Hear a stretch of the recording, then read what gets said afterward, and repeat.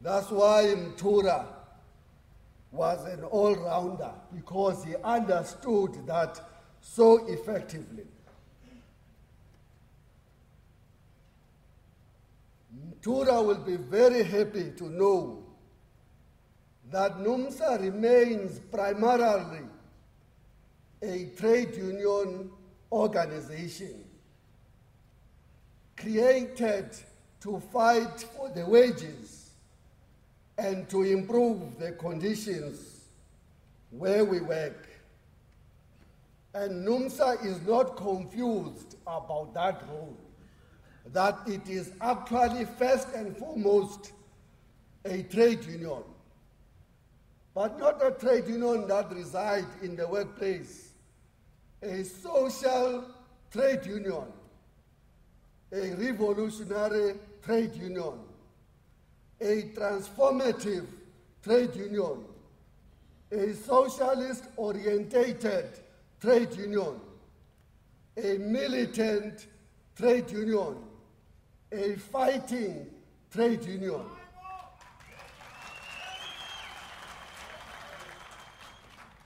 Not a sweetheart trade union.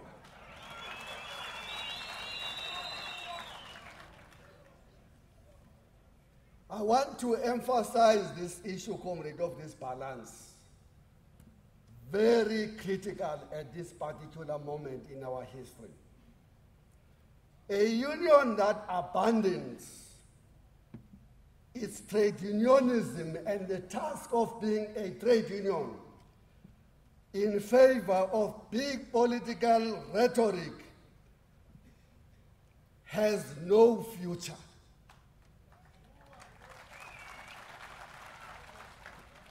As you gather here at this special Congress, Mtura would have urged you to continue to do what you have done, but he will also demand that you should do that even better.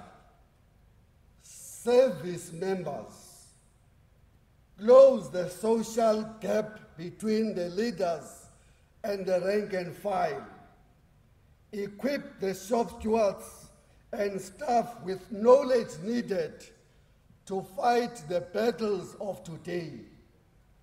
Link up with other sister unions within the borders of South Africa and elsewhere in the world to fight for a better world and a better life for all. Train leaders to lead even more effectively and build the union structures at all levels. This was what Mtura was about. Don't we know that? In particular, he would have pleaded with us that we must build vibrant, democratic workplace organizations capable of keeping the shop stewards and the union leadership on its toes. Mtura will urge you to continue embracing the principles of Cosatu, notwithstanding the difficulties of today. But non-racialism, worker control, paid-up membership, one union, one industry, and international worker solidarity are the 5 guiding principles of Cosatu that all of us are enjoined to practice every day in our lives. Mtura would have been extremely concerned about the state of trade unionism or the trade union movement at this moment.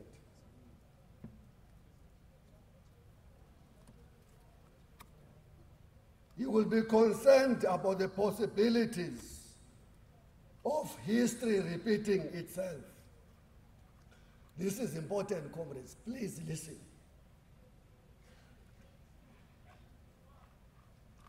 Comrade Mtura was part of a generation that took the baton from the 1973 brigade that led the Durban strikes in 1973. A process that swept through the country like a tsunami, leading to the collapse of the Tusker unions. The Tusker unions existed before Cosatu. In emphasizing the need to build a strong organization rooted in its members' interest, he would have worried that Cosatu risks becoming the Tusker of today, with leaders too compromised by narrow interest and doing everything to defend the status quo, even when members do not stand to benefit in that status quo.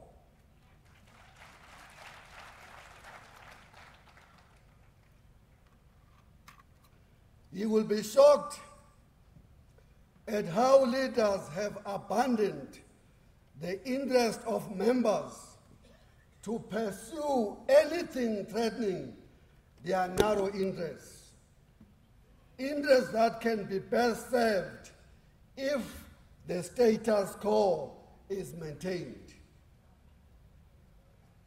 You would be ashamed to note that new unions are emerging all over the place, created by unions who feel abandoned. Let me correct, created by workers who feel abandoned and who are demanding more accountability. You will be worried that some workers have turned their backs on unions altogether and are taking their own initiatives to represent themselves, leading to massive instability in many workplaces today. Looking at this, Mtura would have reminded himself and all of us about the September Commission, which he championed. I want to remind you, comrades, about the 3 scenarios that were identified by the September Commission. And please put them here on the screen. I've asked them to put them, that they put them up so that you can see the work that Comrade Mtura and his generation did for us. The September Commission came with 3 scenarios and explained that none of these scenarios were the policies of Cosatu, but it was painting possibilities.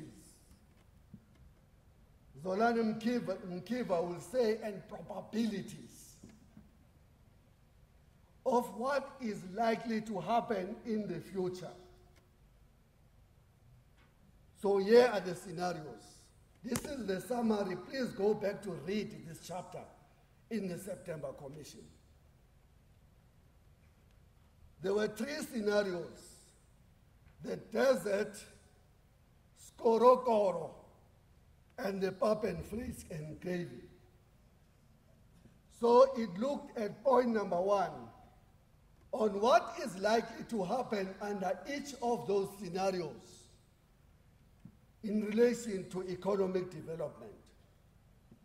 So it said, under the desert, the desert will be where nothing goes forward. There's disunity, there's infighting, the revolution in off rails, everything happening.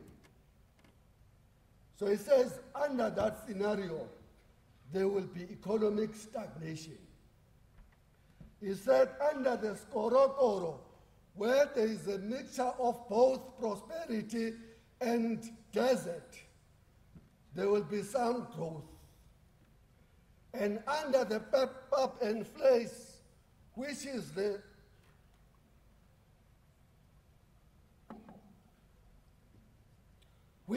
ideal that we have been working for, that scenario said there will be massive growth. Growth 6, 7, 9, 10% as other countries are seeing. You can see, comrades, yourself, in terms of economic development, where we are. Certainly, we are not stagnating. The economy has seen some growth, but it has been a very modest growth. Now let's move on. We are in Skorokoro in terms of that scenario. Vision of the ANC. Under this desert, it will be extremely conservative. Under Skorokoro, it will zigzag, left in the morning, pure right wing in the evening. Same movement. NDP in the morning, industrial policy in the afternoon. Even more progressive in the morning, 5 priorities or 5 job drivers of the new growth path or infrastructure program. But in the afternoon, youth wage subsidy, e-tolls. It's zigzagging. In the pap and place, these comrades said, we will have a vision, or the ANC will have a vision of social democratic. On the labor market,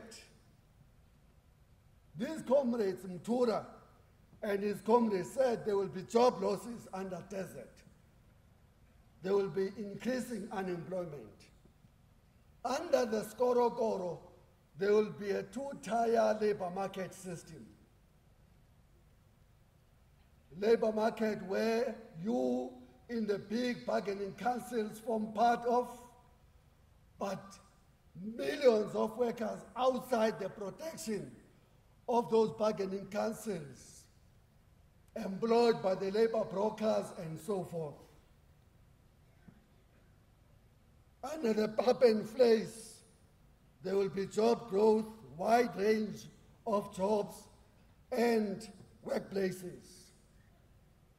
What will be the social values of each scenario? These comrades said,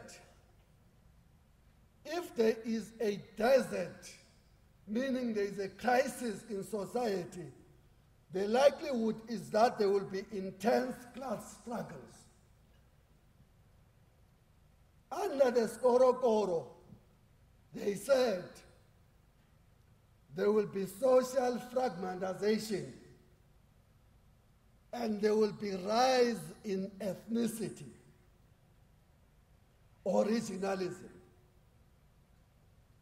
And in this pap and place and gravy, they said there shall be the Nelson Mandela or Desmond Tutu's Rainbow Nation, whatever that means in class terms.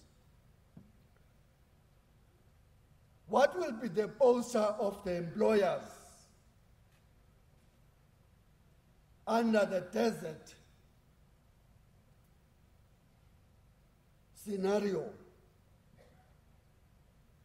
And his comrade said, we predict that the employers will be weak, but they will be very aggressive. And under Skorokoro, they said they shall have a strong culture of enrichment. Later I'm going to speak about the looting by the bosses now.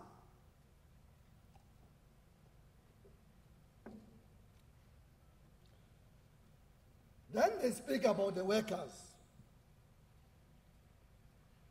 They speak about socialism. You can see, comrades, what is written there. This is where Mtura, under the leadership of Connie September and others, gave us this vision about the dangers we were likely to face in our future. Now, in your commission, I hope you find time, Comrade Carl, to debate where we are in relation to this. If the commission was to be reinstituted again, I have no doubt that they will add more to say, or they will have more to say. Because one of the things they didn't speak about in 1997 that we always underestimate is the power of patronage, is corruption and the invasion of the movement by the capitalist values, leading to careerism and the adoption of the dog-eat-dog survival of the fittest mentality, killing of the whistleblowers, and purging of those hesitant to join in the feeding trough. It is these foreign cultures that are at the rock, are the real reasons why we see so many divisions in all of our organizations today. Comrades, we are living in the most complex political time as we move towards the 20th anniversary of our freedom. Our revolution is at the crossroads. And let us be reminded again, and I like to make this quote, of the undying words of Engels and Marx, who said this, and I quote, "People cannot be liberated as long as they are unable to obtain food and drink, housing and clothing, in adequate quality and quantity." End of quote.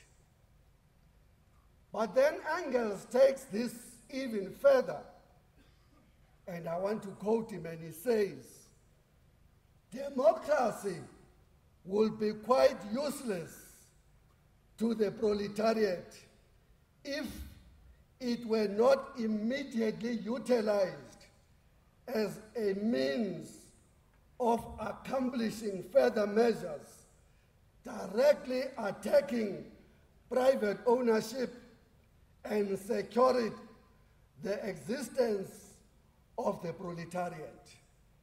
Close quote.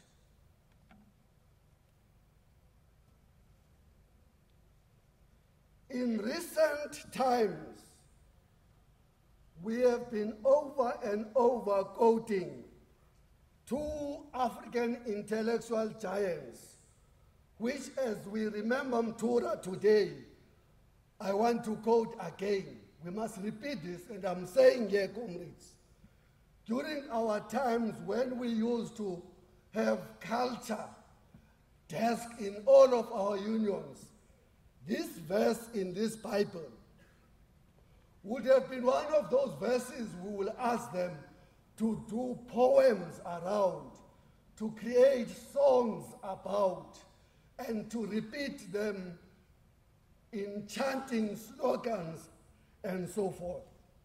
What did Amilcar Cabral said?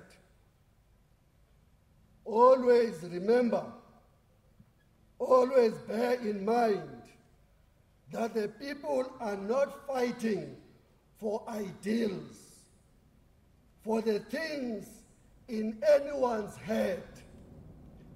They are fighting to win material benefits, to live better and in peace, to see their lives go forward, to guarantee the future of their children. Close quote.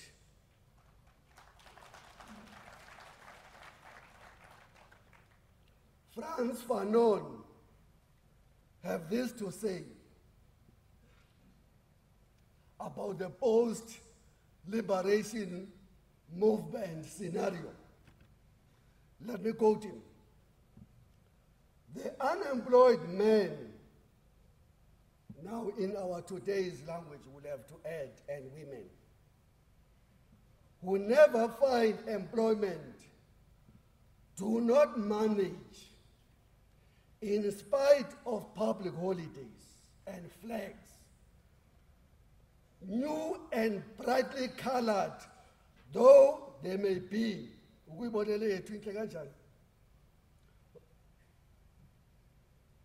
The unemployed men who never find employment do not manage, in spite of public holidays and flags, new and brightly colored though they may be, to convince themselves that anything has really changed in their lives.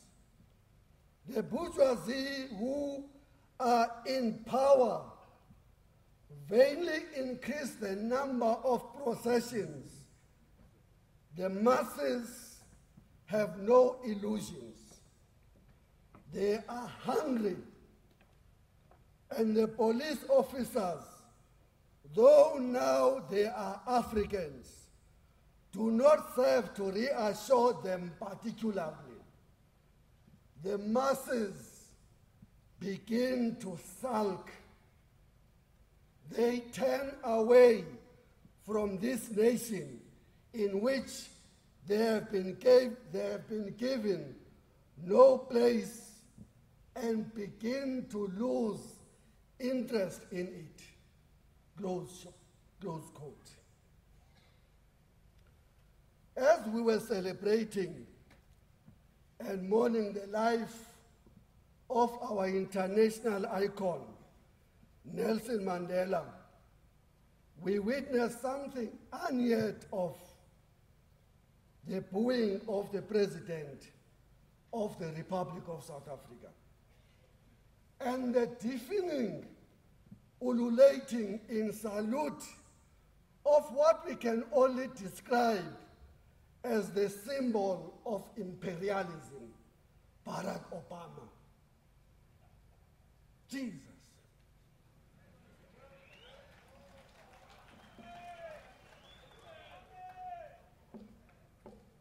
Of course, comrades, we have condemned this booing as completely unbefitting of mourning, especially for our beloved Matiba. We must, however, ask ourselves a question about this development. Are the masses beginning to sulk and turn away from this nation? Are they beginning to lose an interest in it, as Frantz Fanon was saying? The answers to these questions lies, in my view, in the discussion paper Cosatu wrote in 2006, which was called The Possibilities for Fundamental Social Change. And I want to quote today, as we remember Comrade Mtura, from this discussion paper. And let me quote. The paper said, the NDR is about thoroughgoing radical transformation of social and property relations. There's been numerous warnings against the danger of superficial change. Put another way, there is a danger of simply replacing a white ruling oligarchy with a black one, leaving the social and property relations essentially unchanged. The ANC's 1969 strategy and perspective in particular was scathing on this as unacceptable outcome for our NTR. The paper went further, comrades, to ask us questions about this conjuncture. And let me quote the paper. It asks a question that is fundamental. How do we explain this contradictory socio-economic reality? And that, what are the strategic implications for the democratic movement in general and the labor movement in particular? These are the troubling questions as they sharply raise another vexing question. Here is that question. Has democracy failed workers and the poor? Have we reached a tipping point where the post-apartheid state could be defined as one that acts on behalf of the affluent in our society?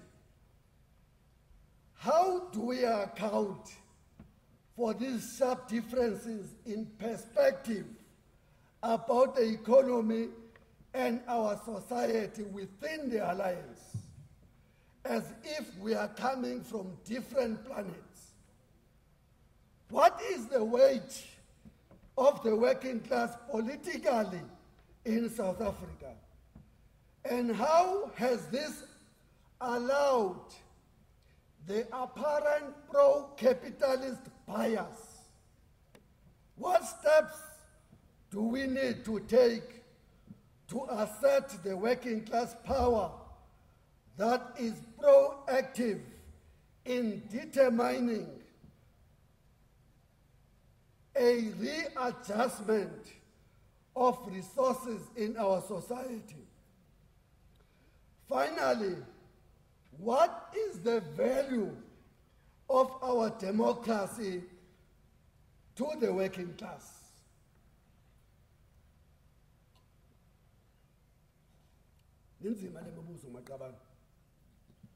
Let me repeat these questions, because they are fundamental, comrades.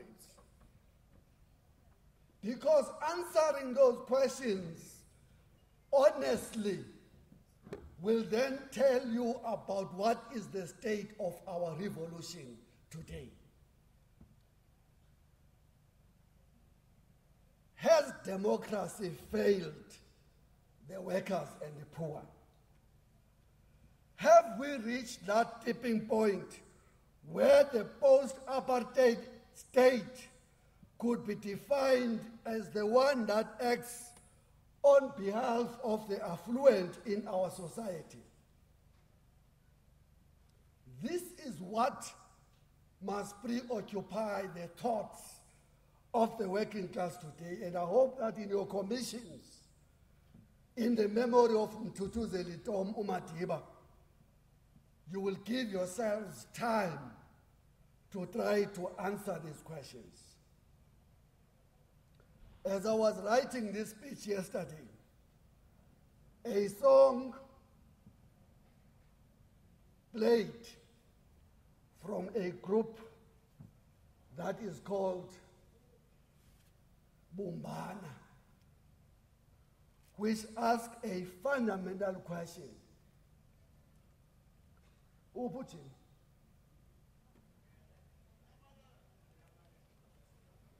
ulinde ntoni na? Itsho le ngoma. Bendifuna ugezela uJim ba uJim nje bemdala kangaka nje akatshadanga.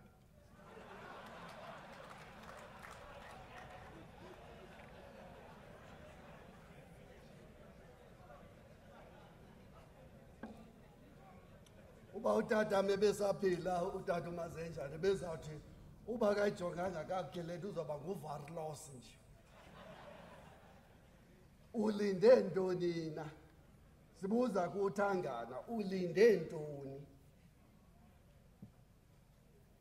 Ningamfaki engxakini kodwa. Azalwana.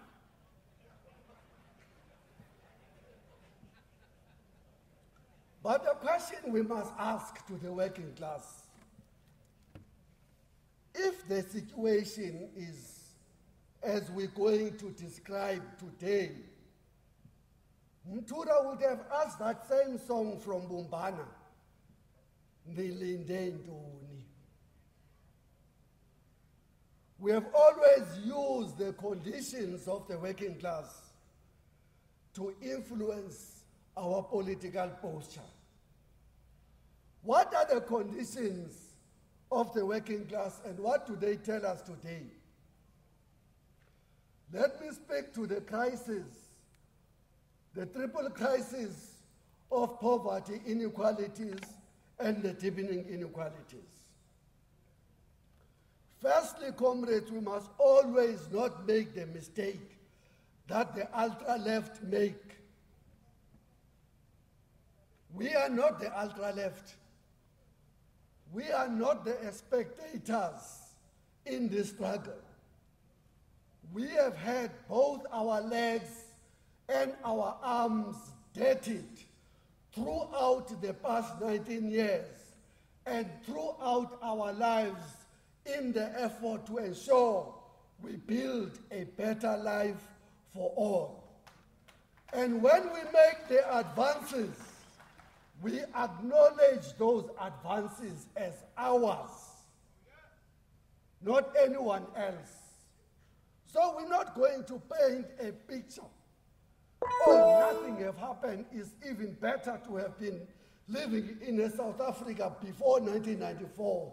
Nonsense. We know we have registered progress.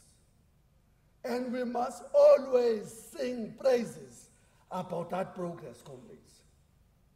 We know, comrades, that more people have access to electricity, to sanitation and services, to housing and social needs than was the case rather before 1994.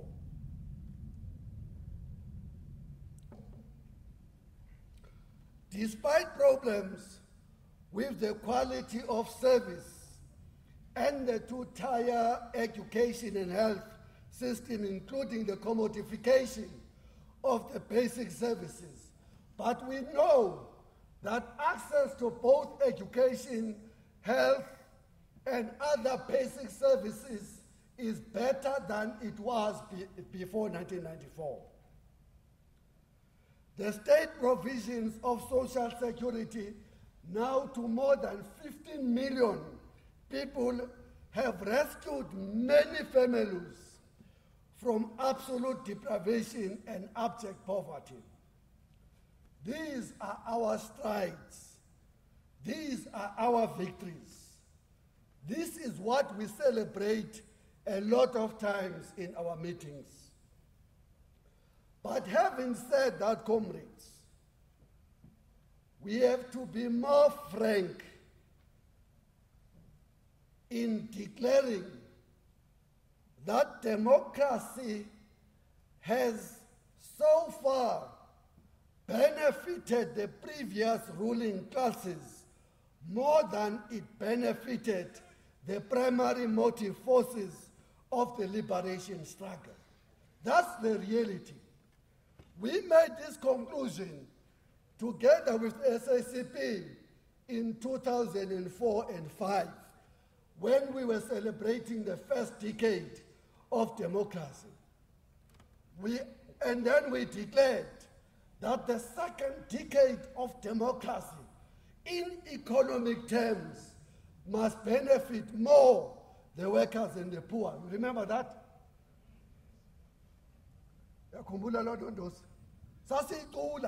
It was a nice slogan, simambene, simanyene, sisilwa itabelinye.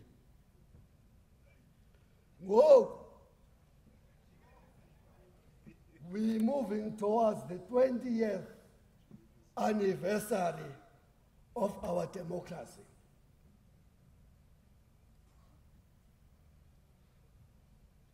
And let me say this.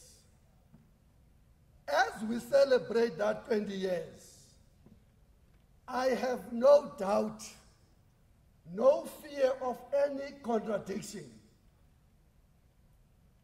that we will make the same conclusion, that in economic terms, the benefits of democracy have accrued more to the previous and the current ruling elites as more than they did to workers.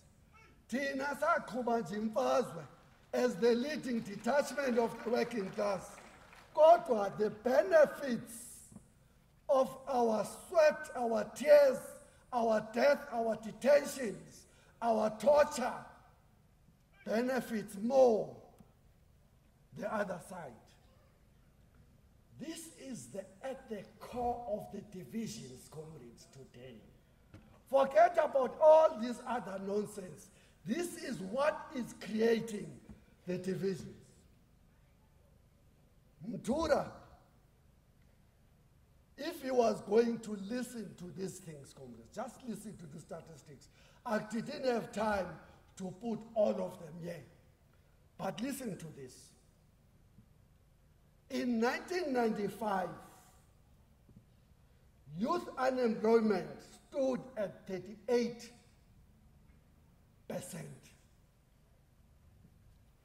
In 10 years, it grew to 45%.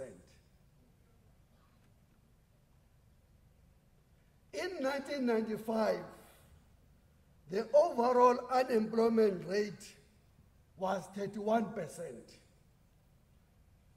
Today, it is at 37%. With youth unemployment at 55%, must we add, of the people who are unemployed, 71 to 73% of them are the youth.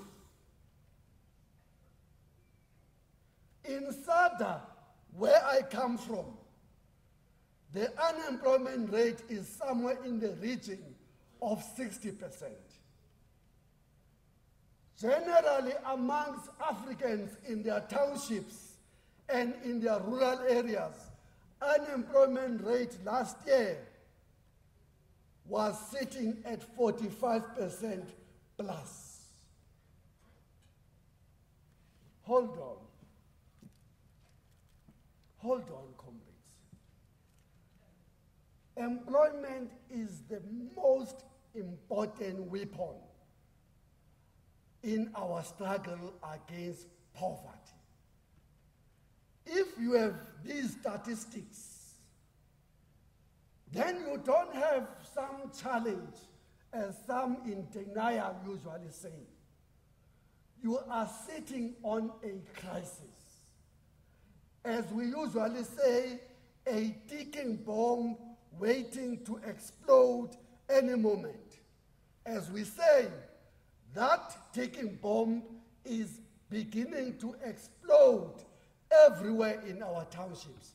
For we know, the police tell us that every day in South Africa, there are 3 likely violent protests for the so-called service delivery. Don't tell me that that's a normal situation. So when we go to celebrate 20 years, that's the condition. When we talk about the posture of the working class, that's the material condition that is facing the working class. Not some nonsense you will hear on television. This is our crisis. That as we sit here, the numbers of people that we used to support in the past 10 years or more, they were 5. But today, we are all supporting anything between 10 and 15 dependents of our families. Now, the jobs that exist are becoming casualized. They are outsourced, they are being subcontracted, and they are being made part-time. This is while profit margins are soaring. It is no coincidence that while Shoprite Checkers, Viva Sakau, controlling the shareholder and broad, that in Checkers, the controlling shareholder and the board chairperson, a certain gentleman called Christo Vise, Christo Vise, is the wealthiest person in South Africa today. The CEO of that company, Shoprite Checkers, a certain gentleman called Witi Passon, is the highest earner in terms of the wages. 2 years ago, a record of 627 million rands. Compare that to 60% of the company workforce that is variable time workers or casuals. Yekabani lenkululeko. The national income gap, comrades, as measured by the Gini coefficient, has grown since 1995. The Gini coefficient, which is this measurement of inequalities, which means anything closer to 0, it means you are doing well in doing away with inequalities. And anything towards 1, it means you have more inequalities in society. But in our country, we have now earned a dubious honor of being the second most unequal society in the world. We now have a Gini coefficient of 0.63. 0.63. We knocked Brazil out of the picture a few years ago. In contrast to us, Brazil has adopted deliberate poverty and inequality reducing strategies, some which form part and the basis of our own call in our last Congress for a radical economic interventions.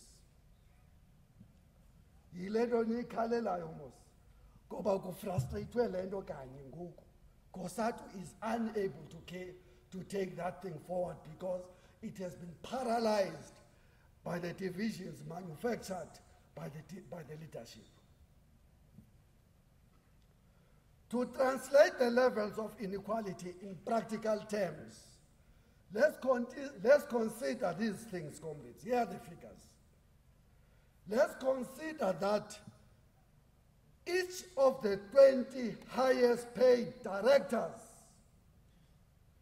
in the Johannesburg Stock Exchange listed companies earn 1,728 times the average income of a South African worker.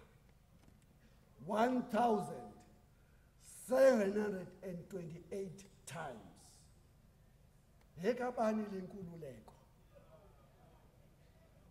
These top directors earn an average of 5 million rands in a month on average.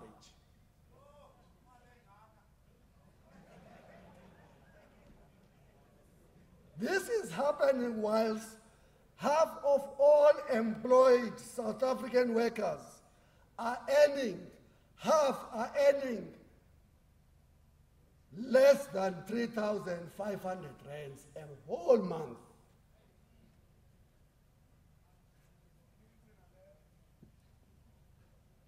This problem is not only happening, comrades, in the private sector, now even in the public sector.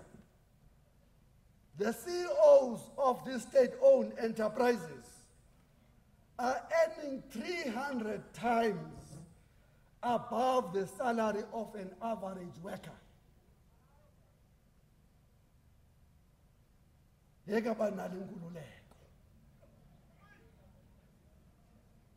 The United Nations Human Development Report of 2013 states that 22% of our population is vulnerable to poverty, and that 14% of the population lives on less than $1.25 the whole day.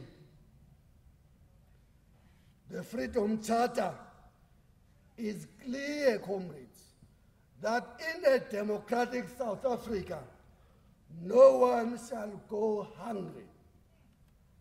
Now, almost 20 years into democracy, about 5.3 million South Africans suffer from hunger, and some 9.2 million South Africans have inadequate food on a daily basis.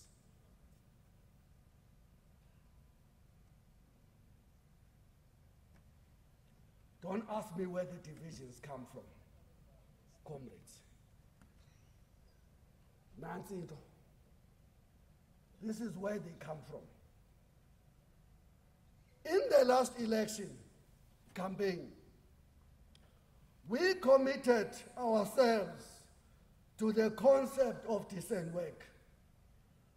We supported the ANC leadership as a collective, and we campaigned very hard, comrades, for that victory, as we have been doing since 1994. Because of these commitments, each of these comrades in the leadership were making to us individually, but collectively as well. We put everything on the line, from our credibility to our resources. We didn't spare anything, everything we put to say we want these things. What were these things, comrades? Decent work. You remember? What is this decent work? The right to work. The right to a decent job that pays us a living wage. The right to collective bargaining. The right to health and safety. The right to sell our labor without selling our limbs and lives. The right to decency in our conditions of life where we stay. That's what the decent work agenda is about. We said education is our priority. We said health is our priority. We want the introduction of the national health insurance. We said we want rural development. We want agrarian reform. We want food security. We want, and number 5, we said we want a dedicated battle against crime and corruption. And we did everything, comrades. Where were these things coming from? These things were coming directly from the Polokwane conference. For that, by the way,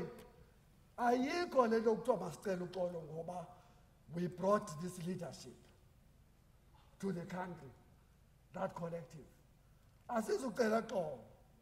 No, are we going to ask apology from anyone for campaigning against the 1996 class project and the policies that were clearly anti-working class? We will not apologize now or in the future for that, comrade. We took up a struggle. We took up a struggle against that grouping of elitists that was hell-bent on hijacking the ANC and reducing it into an elections machinery. We said no. We said no to the use of state institutions to persecute individuals.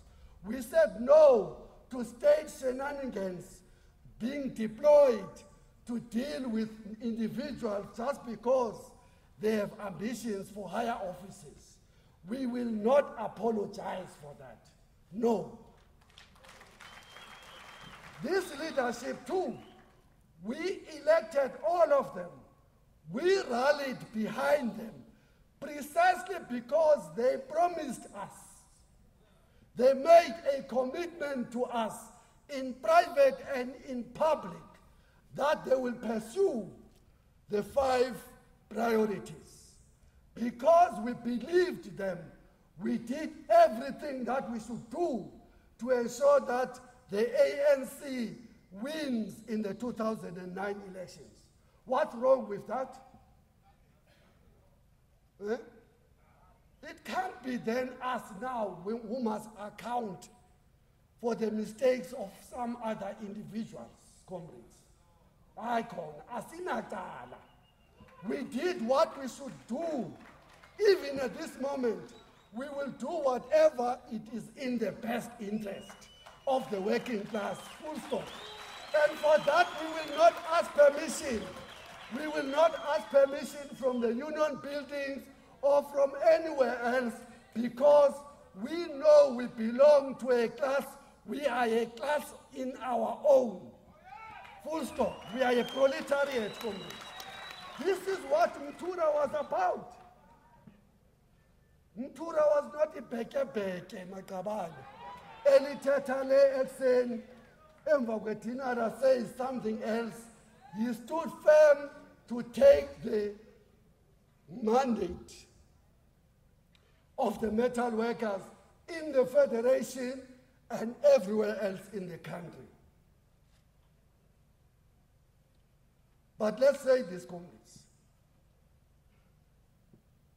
It's very painful to say this, but it has to be said in the memory of Comrade Mtura. It is obvious that the post-Polokwane administration has spectacularly failed to reverse the crisis of unemployment. It is also obvious that this administration has failed to deliver one of the most basic promises of the 52nd National Conference of the ANC, decent work. These failures have occurred within the context where Cosatu proposals have been ignored and that the alliance is practically dysfunctional. This administration has also failed to make decent work the primary focus of macroeconomic policy and continues with the hymn of neoliberal inflation targeting, dismantling of exchange controls, and a hands-off approach on macro or to the macroeconomic policy issues, especially the financial systems.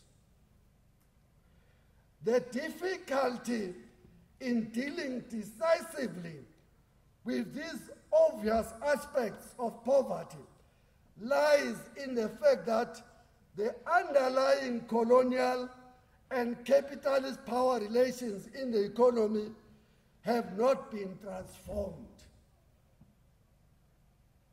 As the RDP stated, comrades, poverty is the single greatest burden of South Africa's people and is the direct result of the apartheid system and the grossly skewed nature of business and industrial development which accompanied it. End of quote. Business is still, and this is where the divisions are, business is still grossly skewed. Industrial development has regressed. Asiphambili, we're going backward.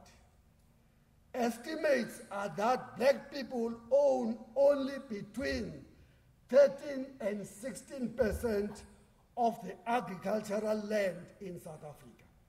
13 to 16%. Oh, what a shame that we say these statistics in the year when we're marking that act of 1913, the Natives Land Act, 100 years now, this year in June. On the year we're marking that, we're saying our people are owning only 13 to 16% of the land. Only 10%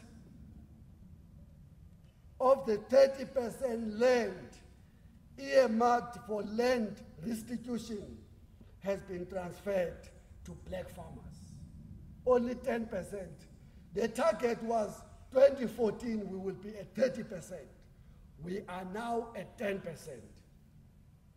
To make things worse, comrades, it is estimated that more than 70% of the redistributed land become unproductive after the reform process due to the absence of post-redistribution support. Hleli nje unokhula kwanalo mhlaba wala 10% i-70% yabo imilikhula. It is no wonder, comrade, that South Africa is failing to get out of racism. Remember, Morogoro in 1969 had this to say, the ANC strategy and tactics. This is my verse, by the way. The reason why I am a proud member of the ANC was precisely because of this verse.